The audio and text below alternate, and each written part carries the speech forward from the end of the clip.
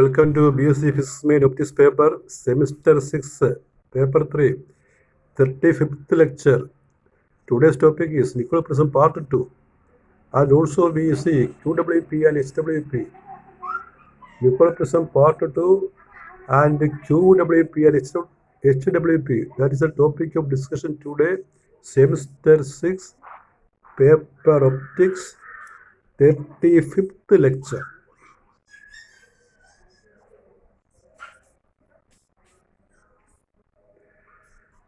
So in the last class, we have seen the three parts of the Nicol prism, that is beampenetrator, pyroplate and tourmaline, then the construction of Nicol prism and action of Nicol prism, and finally the fourth part of the essay. And this is the last part of the Nicol prism essay, that is Nicol prism as analyzer or parallel crossed Nicols. Parallel and crossed Nicols. That is the last part of the Nicol prism essay. Very important. And for that we have to draw two figures. The first figure is this. Look here. Two Nicol prisms are kept parallel. The first Nicol will be marked as P, the second Nicol as A. The unpolarized light is coming, dot and arrow is shown, and when it passes through Nicol prism, we get a polarized light. There is only arrow, and then it passes through the second Nicol, that is analyzer. Then also we get only arrow vibration, that is maximum light is obtained, and that light is polarized. The light from the polarizer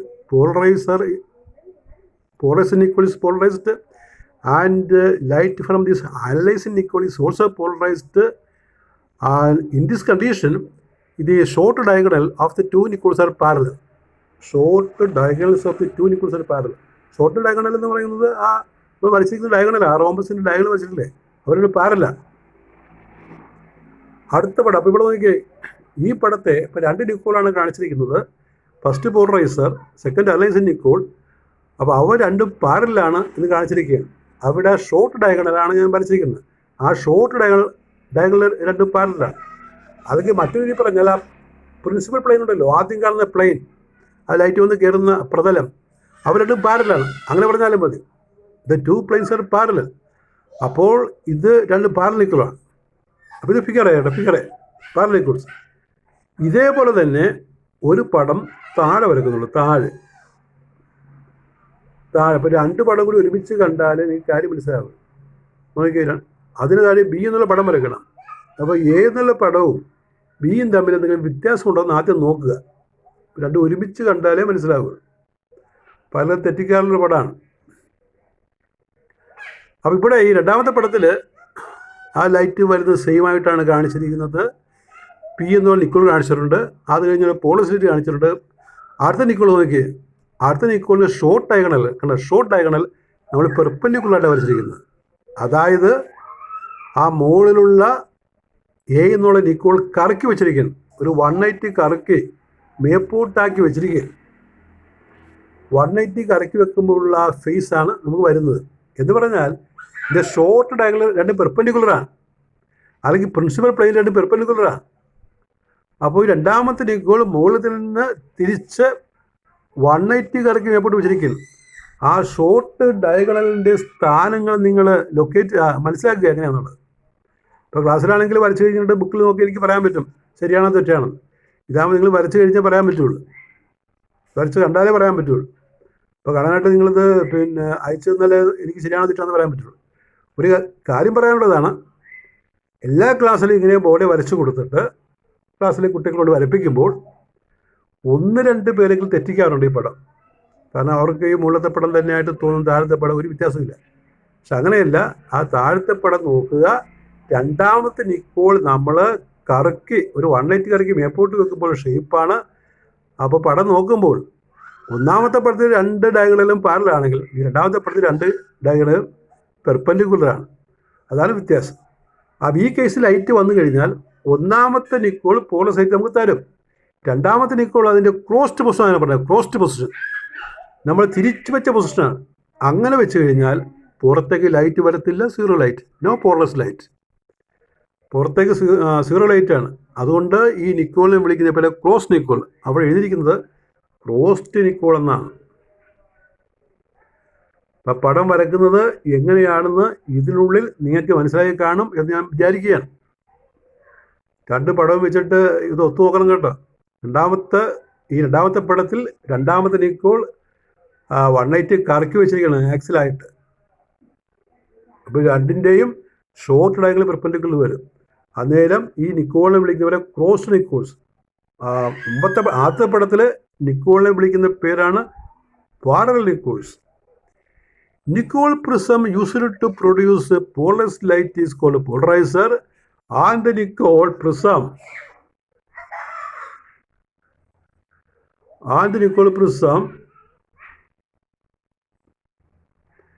used to analyze the light is called analyzer.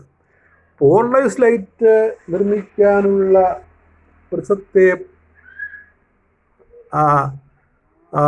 Polarizer എന്നും light analyse ചെയ്യാൻ, ആ light polarised ആണോ അല്ലയോ എന്ന് കണ്ടുപിടിക്കാൻ വേണ്ടിയുള്ള Nicole prism analyzer എന്നും പറയും. Let two Nicols be arranged coaxially. രണ്ട് ഒരേ ആക്സിൽ അറേഞ്ച് ചെയ്യുക. കൊയാക്സിലി the plain polarized light emerging out of the first Nicole is allowed to fall on the other. The second Nicole is rotated. Then the intensity of transmitted light is found to vary between maximum and zero. Then the principal planes of the two Nicoles are parallel. When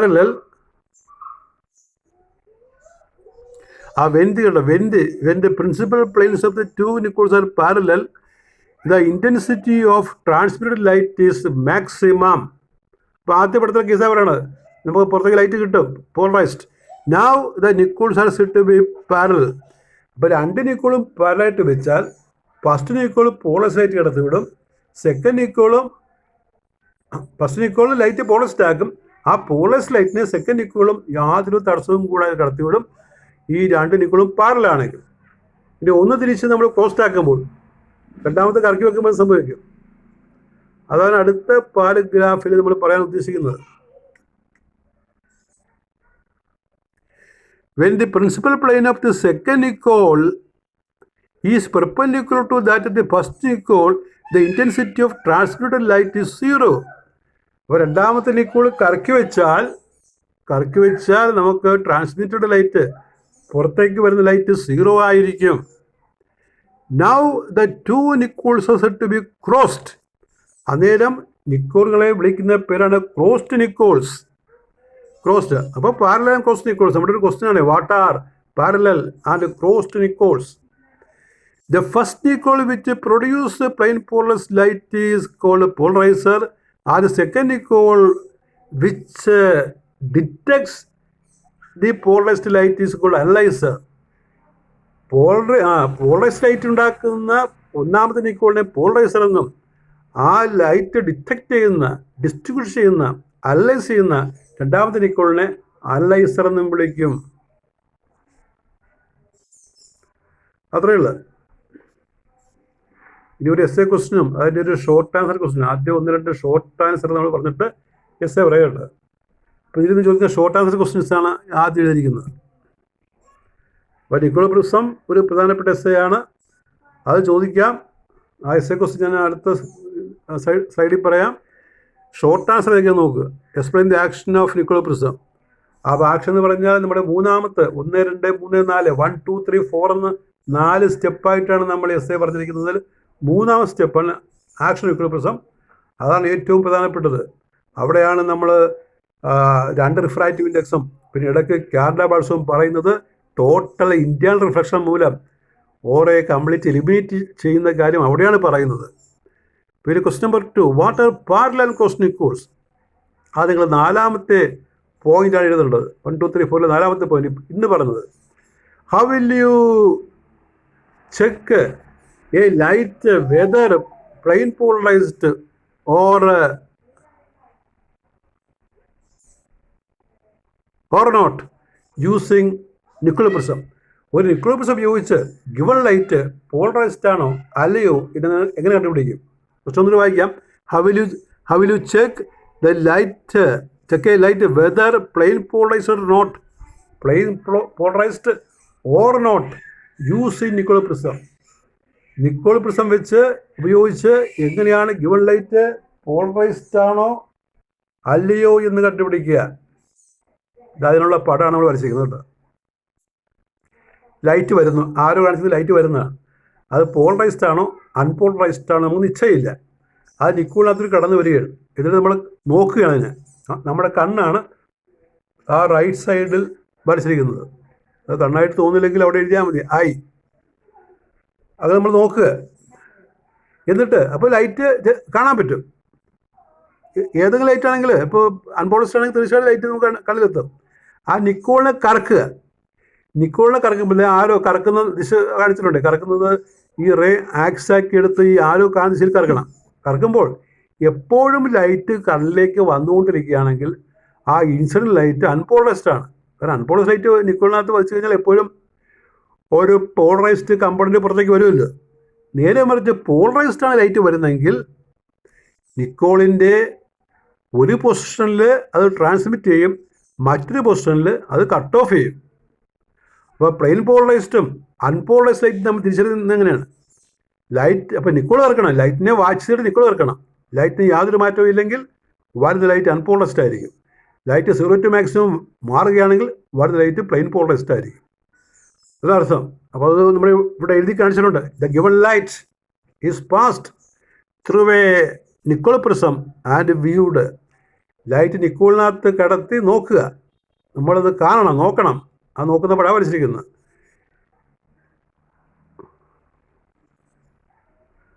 the Nicol is rotated. കേട്ടോ, അതിൻ്റെ കണ്ടിന്യൂഷനാണ് കേട്ടോ ഇത്, ഈ slide. അവിടെ നമ്മൾ ഫോട്ടോയാണ്, ഇതിൻ്റെ കണ്ടിന്യൂഷനാണ്. The Nicol is rotated. അപ്പോൾ തുടർന്ന് നിക്കോൾ ഈസ് മുകളിലത്തെ സ്ലൈഡിനകത്തുണ്ട്, ബാക്കിയാണ് rotated about the rays axis. If light intensity varies from maximum to 0, it is plane polarized. Light maximum two 0 മാറിയാൽ പ്ലെയിൻ പോളറൈസ്ഡ് ആണ്. എപ്പോൾ ലൈറ്റ് നമുക്ക് കിട്ടുമല്ലോ. എപ്പോൾ മാക്സിമം ടു 0 മാറിയാൽ ഒരു പൊസിഷൻ ലൈറ്റ് 0 ആണെന്ന് അർത്ഥം. അപ്പോൾ കട്ട് ചെയ്ത് പോകും. The light is plane polarised. If there is no variation, നമ്മൾ നോക്കുമ്പോൾ ലൈറ്റിന് ആ നിക്കോള് കറക്കിയാൽ ലൈറ്റിന് വേരിയേഷൻ ഇല്ലെങ്കിൽ ഇത് incident light is unpolarised. Unpolarised ആണെങ്കിൽ നിക്കോൾ എപ്പോഴും ഒരു കമ്പോണൻറ്റ് പോളറൈസ്ഡ് കമ്പോണൻറ്റ് കടത്തിവിടും. അതുകൊണ്ട് ലൈറ്റ് കിട്ടും. ഇതാണ് നിക്കോളിൻ്റെ എസ്സേ ക്വസ്റ്റ്യൻ കേട്ടോ. Essay question. Describe the construction and action Nicole prism. How is it used as an analyser. അപ്പോൾ ഇതിൻ്റെ നിർമ്മാണവും അതിൻ്റെ ആക്ഷനും പറയണം. മാത്രമല്ല നമ്മൾ നേരത്തെയുള്ള കാര്യവും പറയണം. അതായത് ഡീമെറിറ്റ്, പൈലോപ്ലേറ്റ് ആൻഡ് ടൂർമാലി എന്തുകൊണ്ടാണ് ഇത് നിർമ്മിക്കാൻ ഇടയായത്, ആ കാരണം പറയണം. How is it used as an analyser. അപ്പോൾ അനലൈസർ നമ്മൾ ലാസ്റ്റ് പറഞ്ഞു, ഇന്ന് ആദ്യം പറഞ്ഞത് അതാണ്. അപ്പോൾ എസ്സേ കംപ്ലീറ്റ് ചെയ്യണം, 4 പോയിന്റ്. പിന്നെ എങ്ങനെയൊക്കെ പഠിച്ചാലും ചില ക്വസ്റ്റ്യൻസ് നമുക്ക് അറിയാൻ പാടില്ലെന്ന് ചോദിക്കും. 2018 ചോദിച്ചൊരു ക്വസ്റ്റ്യനാണ്. ഇത് ആർക്കും തന്നെ അറിയാൻ പാടില്ലാത്തൊരു ക്വസ്റ്റ്യനാണ് 2018. അപ്പോൾ ഏത് ക്വസ്റ്റ്യൻ വേണമെങ്കിലും ചോദിക്കാമെന്നുള്ള ഒരു തെളിവാണ് ഈ ക്വസ്റ്റ്യൻ എന്ന് പറയുന്നത്. അപ്പോൾ ക്വസ്റ്റ്യൻ ഒന്ന് നോക്കി. Is it possible to construct a Nicol prism out of quartz medium explain. അങ്ങനെ ചോദിച്ചത്. ഇത് മൊത്തം പഠിച്ചിട്ട് പോയാലും ഇത്തരം ക്വസ്റ്റ്യൻ കണ്ടാലും ചിലർക്ക് എഴുതാൻ പറ്റത്തില്ല, ചില പരീക്ഷയ്ക്ക് ആർക്കും തന്നെ എഴുതാൻ പറ്റത്തില്ല. പക്ഷേ ക്വസ്റ്റ്യൻ അങ്ങനെയൊക്കെ ചോദിക്കും. അപ്പോൾ നിക്കോൾ പ്രിസം നമ്മൾ കാൽസൈറ്റ് കൊണ്ടാണ് നിർമ്മിക്കുന്നത് പറയുന്നത്. Calcite, doubly refracting calcite, CaSO3 Iceland spar അതെടുത്താണ് മുറിച്ച് നമ്മൾ ആംഗിള് 71 ഒരു H68 ആക്കുന്നത് പറഞ്ഞില്ലേ. ഇത് കാൽസൈറ്റാണ്. കാൽസൈറ്റ് എന്ന് പറഞ്ഞാൽ നെഗറ്റീവ് ക്രിസ്റ്റലാണ് ഉപയോഗിക്കുന്നത്. നെഗറ്റീവ് യൂണിയാക്സൽ ക്രിസ്റ്റലാണ് നിക്കോൾ പ്രിസം നിർമ്മിക്കാൻ വേണ്ടി ഉപയോഗിക്കുന്നത്. അപ്പോൾ കോഡ്സ് കൊണ്ട് നിർമ്മിക്കാൻ പറ്റുമോ എന്നാണ് ചോദ്യം. അപ്പോൾ ഇതിൽ യെസ് ഓർ നോ എന്നുള്ളതാണ് ഉത്തരം പറയേണ്ടത്. അതിന് പിന്നെ എക്സ്പ്ലെയിൻ ചെയ്യണം. അപ്പോൾ ഉത്തരം ഇതാണ്. ഉത്തരം ഞാൻ കൊടുത്തിട്ടുണ്ട് നിങ്ങളുടെ എളുപ്പത്തിന് വേണ്ടി. Yes, it is possible. അപ്പോൾ ഈ കോഡ്സ് ആൻഡ് ഡബ്ല്യു ഫ്രാറ്റിംഗ് ആണ്. അതുകൊണ്ട് കോഴ്സും നമുക്ക് നിക്കോൾ പ്രിസം നിർമ്മിക്കാൻ ഉപയോഗിക്കാം എന്നുള്ളതാണ് ഉത്തരം. നമ്മൾ ടെക്സ്റ്റ് മുഴുവൻ വായിച്ചാലും ഈ കോഴ്സിൻ്റെ കാര്യം നിക്കോൾ പ്രിസം കൂടെ പറയാറില്ല. ചോദ്യകർത്താവ് ഇവിടെ നിക്കോൾ പ്രിസം നിർമ്മിക്കാൻ കോഴ്സ് പറ്റുമോ എന്നാണ് ചോദിക്കുന്നത്. പറ്റുമെന്ന് ഉത്തരം കേട്ടോ. അതിനൊരു ചെറിയൊരു കണ്ടീഷൻ കൂടിയുണ്ട്. Quartz can be used for making Nicol prism while calcite nickel is transparent for 200 to 2000 nanometer. Quartz nickel is transparent to 185 to 3500 nanometre. ഇപ്പോൾ ലൈറ്റ് ഒരു വേവ് ലെങ്ത് രീതി പറയുകയാണെങ്കിൽ ഈ കാൽസൈറ്റ് ട്രാൻസ്പെറൻ്റ് ആകുന്നത് 200 മുതൽ 2000 നാനോമീറ്റർ വേവ് ലെങ്ത് വരെയാണ്. അതിനാണ് transparent. അപ്പോൾ നമ്മുടെ വിസിബിൾ ലൈറ്റൊക്കെ ഇതിനകത്ത് വരും. കോഡ്സ് ആണെങ്കിൽ അത് 185 മുതൽ 3500 നാനോമീറ്റർ വരെ നമുക്ക് ഉപയോഗിക്കാം. അങ്ങനെ ഒരു റേഞ്ച് കൂടുതലുണ്ട് കോഡ്സിന്. ദ ഓൺലി ഡിഫിക്കൽട്ടീസ്, ഈ കോഡ്സിൻ്റെ മറ്റൊരു കുഴപ്പം, the only difficulty is quartz is optically active while calcite is not. Quartz optically ആക്റ്റീവാണ്, കാൽസൈറ്റ് അല്ല. ഒപ്റ്റിക്കൽ ആക്ടിവിറ്റി നിങ്ങൾക്ക് പഠിക്കാനുള്ളൂ. നേരത്തെ നമ്മുടെ ഈ പേപ്പറിനകത്ത് ഒപ്റ്റിക്കൽ ആക്ടിവിറ്റി അല്ലെങ്കിൽ റൊട്ടേറ്റഡ് പോളറൈസേഷൻ പഠിക്കാനുള്ളത് കഴിഞ്ഞ കൊല്ലമൊക്കെ പഠിപ്പിച്ചിട്ടുള്ളതാണ്. പക്ഷേ ഇക്കൊല്ലം നമ്മുടെ സിലബസിൽ നിന്ന് മാറ്റിയിരിക്കുകയാണ് ഒപ്റ്റിക്കൽ ആക്ടിവിറ്റി. അപ്പോൾ ഈ വാക്ക് മാത്രം അറിഞ്ഞാൽ മതി. ജസ്റ്റ് ഒന്ന് ഓർത്തിരിക്കുക, ഒപ്റ്റിക്കൽ ആക്ടിവിറ്റി അല്ലെങ്കിൽ റൊട്ടേറ്റഡ് പോളറൈസേഷൻ ചിലർ കെമിസ്ട്രിയിൽ പഠിക്കുന്നതാണ്. കെമിസ്ട്രി എനിക്ക് തോന്നുന്നു പ്ലസ് ടുവിനും കാണുമായിരിക്കും, കെമിസ്ട്രി പഠിക്കുന്നതാണ്. ഈ കോഴ്സ് ഇങ്ങനെ ഒപ്റ്റിക്കൽ ആക്റ്റീവ് സബ്സ്റ്റൻസാണ്. കാൽസൈറ്റ് അങ്ങനെയല്ല. അങ്ങനൊരു വ്യത്യാസവും ഈ കോഡ്സ് കാൽസൈറ്റ് തമ്മിൽ ഉണ്ടെന്ന് ഓർക്കണം. അപ്പോൾ ഒപ്റ്റിക്കൽ ആക്ടിവിറ്റി എന്താണെന്ന് ഇവിടെ അറിയണമെന്നില്ല. കോഡ്സ് ഒപ്റ്റിക്കൽ ആക്റ്റീവ് ആണെന്ന് ഓർത്താൽ മതി. അപ്പോൾ ഇതാണ് ക്വസ്റ്റ്യൻ. അതായത് നിക്കോൾ പ്രിസം നിർമ്മിക്കാൻ കാൽസൈറ്റ് ക്രിസ്റ്റലിന് പകരം കോഡ്സ് ക്രിസ്റ്റൽ പറ്റുമോ എന്നാണ് ചോദ്യം. പറ്റും, സാധ്യമാണ് എന്നുള്ളതാണ് ഉത്തരം.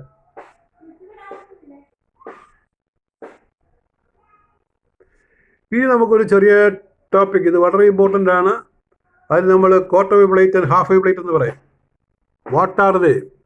QWP and SWP. നമ്മുടെ ടൈറ്റിൽ ഞാൻ കൊടുത്തിട്ടുണ്ട്. QWP and SWP. QWP എന്ന് പറഞ്ഞാൽ ക്വാർട്ടർ വേവ് പ്ലേറ്റ്, SWP എന്ന് പറഞ്ഞാൽ ഹാഫ് വേവ് പ്ലേറ്റ്. ഇവർ രണ്ടിനെയും വിളിക്കുന്ന പേരാണ് ഫേസ് റിട്ടാർഡേഷൻ പ്ലേറ്റ്. ഇതിനകത്തുകൂടി ലൈറ്റ് കടന്നു പോയി കഴിഞ്ഞാൽ ഈ ഓറയും ഈറയും തമ്മിൽ ഒരു ഫേസ് വ്യത്യാസം ഉണ്ടാകും. ഫേസ് റിട്ടാർഡ് ചെയ്യും ഒരെണ്ണത്തിൻ്റെ. ഒന്ന് വായിച്ച് നോക്കാം നമുക്ക്. QWP means quarter wave plate, SWP means half wave plate. These plates together are known as phase retardation plates. അപ്പോൾ QWPയെയും SWPയെയും പറയുന്ന പേരാണ് ഫേസ് റിട്ടാർഡേഷൻ പ്ലേറ്റ്. വളരെ ഇമ്പോർട്ടൻ്റ് ആയിട്ട് ഒരു ഇയർ പോലും ഞാൻ അവിടെ ചെയ്തിട്ടുണ്ട്. 2019 ക്വസ്റ്റ്യൻ നമ്പർ 16 ആണ് 2019. അപ്പോൾ എന്താണ് QWP എന്ന് പറഞ്ഞാൽ ക്വാർട്ടർ വേവ് പ്ലേറ്റ്, SWP എന്ന് ഹാഫ് വേവ് പ്ലേറ്റ്. എന്താണ് ക്വാർട്ടർ വേവ് പ്ലേറ്റ് എന്ന് പറയാം? You see quarter wave plate, a plate of double refracting uniaxial crystal. കാൽസൈറ്റോ കോഡ്സോ വിചാരിച്ചാൽ മതി. A plate of double refracting uniaxial crystal with its optic axis parallel to the refracting plane and capable of producing a path difference of lambda by 4 between the ordinary and extraordinary rays. അപ്പോൾ ഇത് ഒരു പ്രത്യേക thickness ഉള്ള double refracting plate ആണ്, calcite കോഡ്സാണ്. അതിനകത്തുകൂടി light കടന്നു പോകുമ്പോൾ ഒരു പ്രത്യേക തിക്നെസ് ഉള്ള ഡബിൾ റിഫ്രാക്റ്റിംഗ് പ്ലേറ്റ് ആണ്. അതിനകത്തുകൂടി ലൈറ്റ് കടന്നു പോകുമ്പോൾ O ആൻഡ് ഈ കമ്പോണൻറ്റുകൾ തമ്മിൽ, O ലൈറ്റും ഈ ലൈറ്റും തമ്മിൽ, ഓറയും ഈറയും തമ്മിൽ ഒരു λ/4 പാത്ത് ഡിഫറൻസ് ക്രിയേറ്റ് ചെയ്യും. അതിനെയാണ് നമ്മൾ ക്വാർട്ടർ വേവ് പ്ലേറ്റ് എന്ന് പറയുന്നത്. The thickness of QWP is given by T is λ/4 into NO minus NE.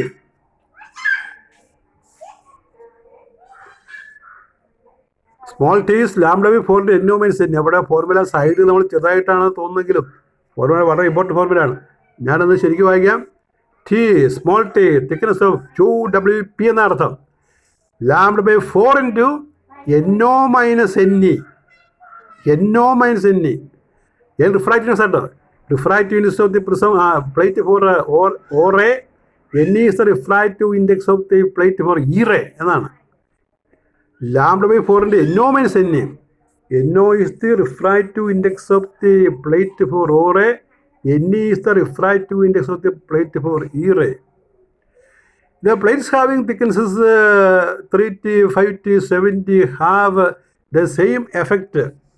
അപ്പോൾ ക്വാർട്ടർ പ്ലേറ്റിൻ്റെ അതേ എഫക്റ്റ് തന്നെ ഇതിൻ്റെ 3 ഇരട്ടി കനം, 5 ഇരട്ടി കനം, 7 ഇരട്ടി കനമുള്ള പ്ലേറ്റുകൾ ഉണ്ടാകും. അവയും ക്വാർട്ടർ പ്ലേറ്റ് തന്നെ ആയിരിക്കും.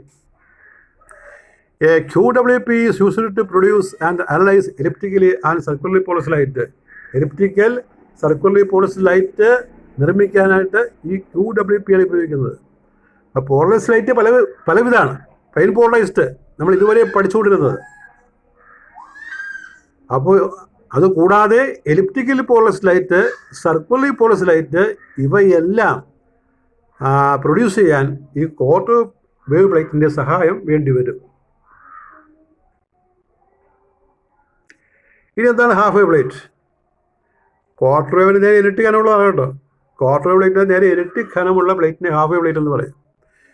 A plate of double refracting uniaxial crystal with its optic axis parallel to the refracting phase and capable of producing a path difference of lambda by 2 between the ordinary and extraordinary rays is called SWP. അപ്പോൾ SWPയിലൂടെ light കടന്നു പോയാൽ O and E ray തമ്മിൽ lambda by 2 path difference create ചെയ്യും. QWP ആണെങ്കിൽ lambda by 4. The thickness of HWP is capital T, that is equal to 2 into small t, where T is the thickness of QWP. അപ്പോൾ small T ഒരു QWPയുടെ thickness ആണെങ്കിൽ അതിൻ്റെ ഡബിളാണ് half wave പ്ലേറ്റിൻ്റെ thickness. അപ്പോൾ thickness നമുക്ക് ഒരു equation പറയാമല്ലോ, ഇങ്ങനെ ഇരട്ടിയായിട്ട് പറയാമല്ലോ. That is thickness of half wave plate capital T is 2 into small t, lambda by 4 into NO minus NE. That is T is lambda by 2 വെട്ടി പോവില്ല, 2 into NO minus NE.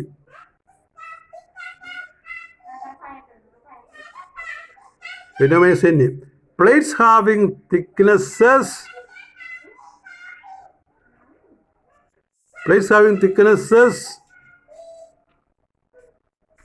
3 capital T, 5 to 70 etc. will act as half wave plate. ഇതിൻ്റെയും 3 ഇരട്ടി, 5 ഇരട്ടി, 7 ഇരട്ടിയുള്ള പ്ലേറ്റുകളെല്ലാം half way പ്ലേറ്റായി പ്രവർത്തിക്കും. അപ്പോൾ ഇത് ഇവിടെ പിന്നെ തീരുന്നില്ല. ഈ ഹാഫ് വേ പ്ലേറ്റ് വെച്ചാണ് നമ്മൾ സർക്കുലർ എലിപ്റ്റിക്കലി ലൈറ്റ് പ്രൊഡ്യൂസ് ചെയ്യുക. അടുത്ത ക്ലാസ്സിലാണ് പറയുന്നത്. ഈ 2 ഫോർമുല പഠിച്ചുകൊള്ളണം. സിമ്പിൾ ഫോർമുലയാണ്, വെരി ഇമ്പോർട്ടൻ്റ് ആണ്. ഈ ഫോർമുല ചിലപ്പോൾ ഒന്ന് ചെറുതായിട്ട് മാറണമെങ്കിലും നോക്കിക്കൊള്ളണം. ഇപ്പോൾ ഹാഫ് വേ പ്ലേറ്റിൻ്റെ thickness T is lambda by 2 into NO minus NE ആണല്ലോ. ചിലപ്പോൾ NE minus NO എന്ന് നമുക്ക് എഴുതാം. എന്നാൽ ചില പ്രോബ്ലത്തിൽ NE വലുതായിരിക്കും, ചില പ്രോബ്ലത്തിൽ NO വലുതായിരിക്കും. NO വലുതാണെങ്കിൽ നമ്മൾ ഫോർമുല ഇതുപോലെ എഴുതും. ഇനി NE വലിയ സംഖ്യയായിട്ട് തരികയാണെങ്കിൽ നമ്മൾ ഫോർമുല അന്നേരം തിരുത്തണം. T is lambda by 2 into NE minus NO. ഇപ്പോൾ ഫോർമുല എഴുതുന്ന മുമ്പ് ആ പ്രോബ്ലം വായിച്ച് നോക്കിയിട്ട് NO ആണോ NE ആണോ വലുതെന്ന് നോക്കണം. NO വലുതാണെങ്കിൽ ഇതുപോലെയും, NE വലുതാണെങ്കിൽ താഴെ നമ്മൾ NE minus NO എന്നും എഴുതേണ്ടി വരും. അത് പ്രോബ്ലം ചെയ്യുമ്പോൾ ഞാൻ കാണിച്ചു തരാം. വളരെ ഇമ്പോർട്ടൻ്റ് ടോപ്പിക് ആയിട്ടോ ഈ 2 പ്ലേറ്റുകൾ. And this is the 35th lecture. That is all. Thank you very much.